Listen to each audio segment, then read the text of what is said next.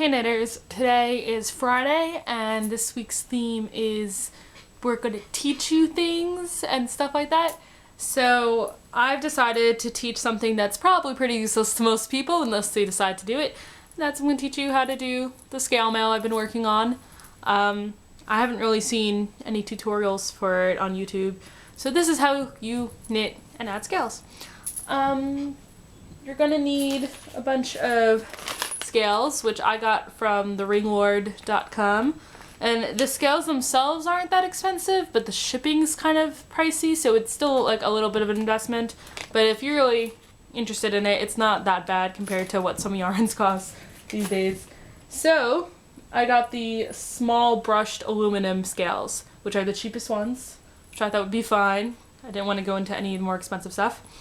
I already have it started off of here. Pretty much what I do is I have 5 stitches on the end, and then I have the stitch that the scale is on, and I have 3 stitches in between each scale. And you want them staggered, so the one row you'll have, it after the 5 stitches, and the next row you'll do maybe, I think it's 7 stitches and then do the scale so that it would be overlapping in the middle, if that made any sense. So this row, if I can get it going, I'm gonna maybe turn the camera down. Okay. Alrighty. I'm gonna do, as soon as I get it, 5 stitches, drop a stitch, of course.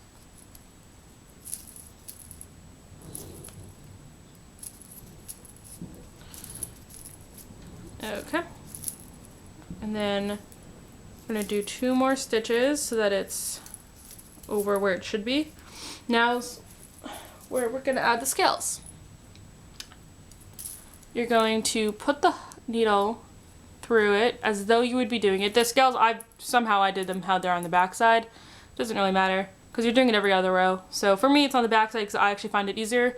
If it was facing you, it wouldn't really matter. Okay, so put it in, and then you're going to put the scale over the top of the needle.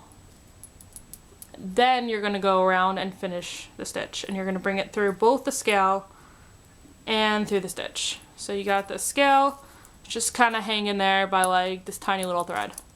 Then you're going to just do another stitch, and it's going to grab the string on the other side and it's going to lock the scale down and keep it in place. And then you have one piece of yarn on either side of the scale holding it down, which is actually how it is in real scale mail when you're using chains. That normally there would be a little chain around each side, but now there's just yarn. And then you would do 2, 3 all together between each stitch, and then you're going to put it through again.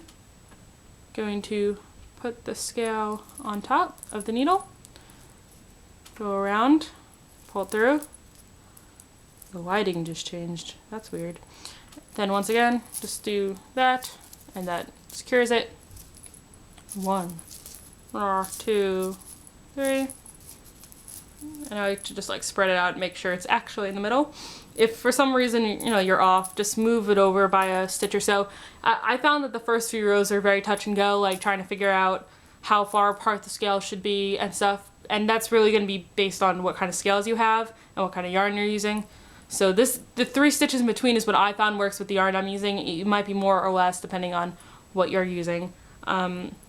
But far too many there. Just do 1 more scale, and then I'll talk about other things. Put needle through with the scale on top. Go around, pull through. Go in, pull through, and it's nice and on there.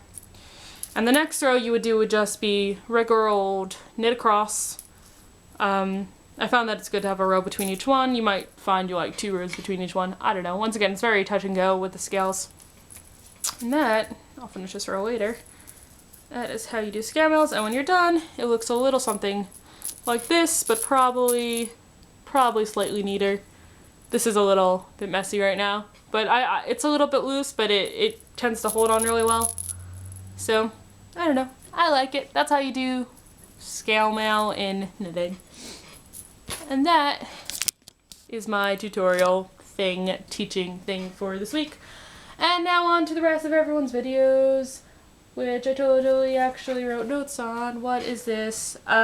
Jenny, your beard is so cool. I'm pretty sure I tried something like that loop stitch before and I just got so frustrated with it that I was just like, forget it. But maybe I'll try it again because your tutorial looked good. And I like all the bows that you're sending. They look really, really, really cute. And I think I've said this before, but I can't imagine a Hufflepuff costume now, like a Hufflepuff cosplay. I always think of having a bow because whenever I see you in your Hufflepuff cosplay, you always have like the Hufflepuff bow. So it's now in my head as that. Amber, I've tried Tunisian crochet before, or as I think Kayla said, it's also called Afghan stitch. And I'm doing weird things with my arms today, I don't know why. And I think I did like a good strip of it, and it just, the entire thing went slanted, and I don't know why. I don't know what I was doing wrong. I probably was missing some instruction. It was like years ago, so maybe I'll try it again, but like my entire thing just went slanted, so I'll have to give it another try because I do have an Afghan hook somewhere around here. I have the same kind you have where it has like the wavy end on it to make like big long pieces, so I have to go and look for that. Kayla, that flower that you made, that you showed that you're making for the craft fair and you held up to your head as a headband, I actually think it'd be really, really cute as a headband. And I don't know if you're making headbands for the fair or stuff, but I think it'd be a really cute idea, especially to put those bows on, because I don't know, I see a lot of people with just like really big things on their headbands and stuff like that, so I think it would be cute. And I like the other stuff you're making for the craft fair, and yeah. And I did crocheting this week. It was crazy. Last night at like probably like 11, I suddenly decided to start crocheting, and normally I have this rule that I won't start crocheting that late at night because it always ends up terribly, and it always ends up just me getting really frustrated with my yarn. But I decided to just start it, and it was something that my cousin actually asked me to make for her, and she had her specifications. And normally when I make something on a whim late at night and just don't follow a pattern, it'll just come out terrible until I try it a million times. I normally have to keep ripping it out until I get it perfect. This was like the first time in a while where I just made something and I had no pattern, I just went with it and it came out how I wanted it to. So I'm really excited about it. And it's this, and it is, I don't know where my, you want it? No, where'd it go? Okay, I don't know where it is.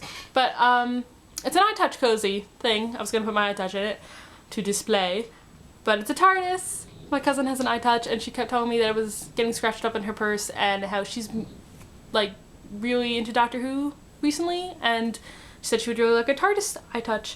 And she's moving to LA, which makes me really sad. She's moving like to the other side of the country.